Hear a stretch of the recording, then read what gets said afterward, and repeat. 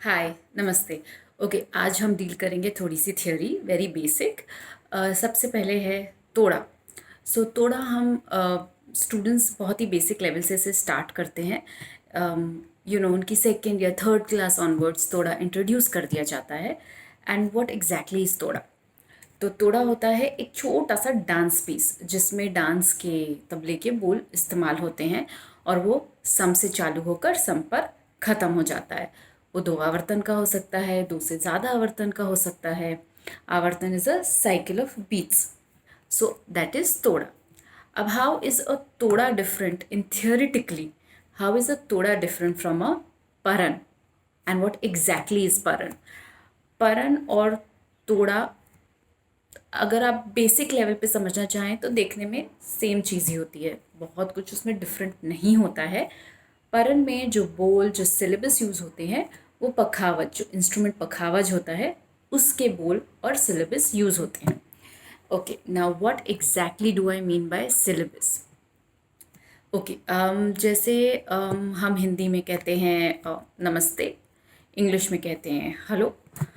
अ, तो meaning same है but syllabus या लैंग्वेज अलग है।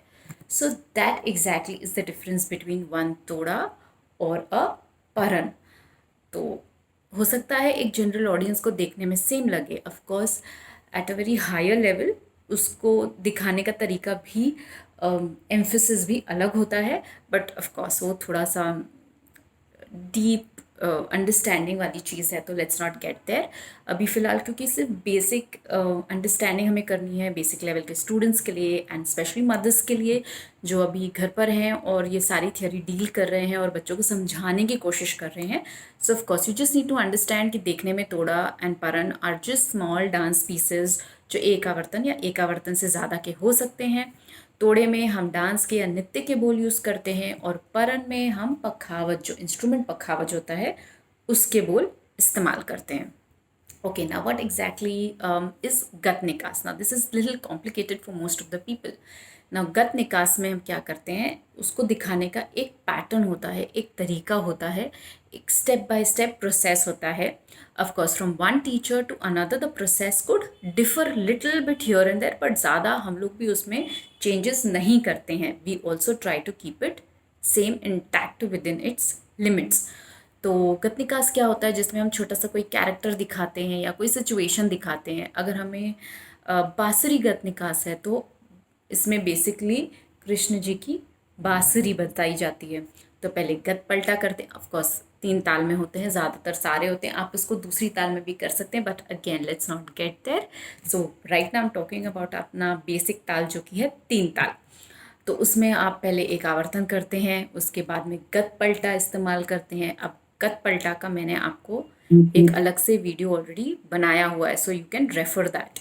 एंड ऑफ कोर्स जब ये पूरी सिचुएशन मेलो डाउन हो जाएगी and we can start going out, I will try to sit together with my tabla जो प्लेयर हैं उनके साथ, और जो मेरे हारमोनियम वाले हैं, जो मेरे जितने भी आर्टिस्ट हैं ऑर्केस्ट्रा के, आई मेक श्योर कि हम छोटा छोटा सा आपको वीडियो बना के करता हुआ, एक प्रैक्टिकल करता हुआ वीडियो भी अपलोड करें।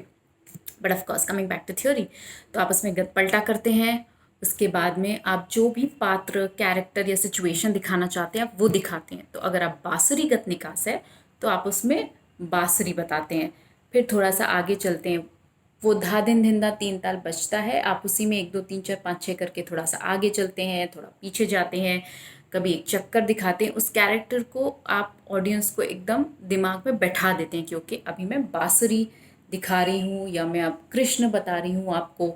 वो कैरेक्टर जब एक सेट हो जाता है ऑडियंस के माइंड में, तो फिर आप धा दिन दिंदा के पैर करते हुए उसे फिनिश करते हैं ना। ये हो गया पैटर्न।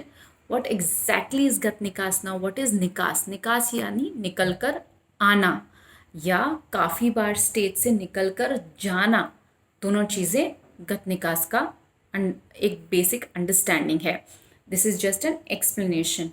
तो आप ये सारी चीज़ें इसको करते हैं। और अगर इसको फिलोसफिकल वे में बोला जाए तो आप कह सकते हैं कि अंधकार से प्रकाश की ओर निकलता हुआ जैसे कोई सिचुएशन होती है, वैसे ही एक डांसर इस चीज़ को पोर्ट्रे करता है। और गत निकास हमेशा द्रुत लय में यानी कि फास्ट स्पीड में की जाती है।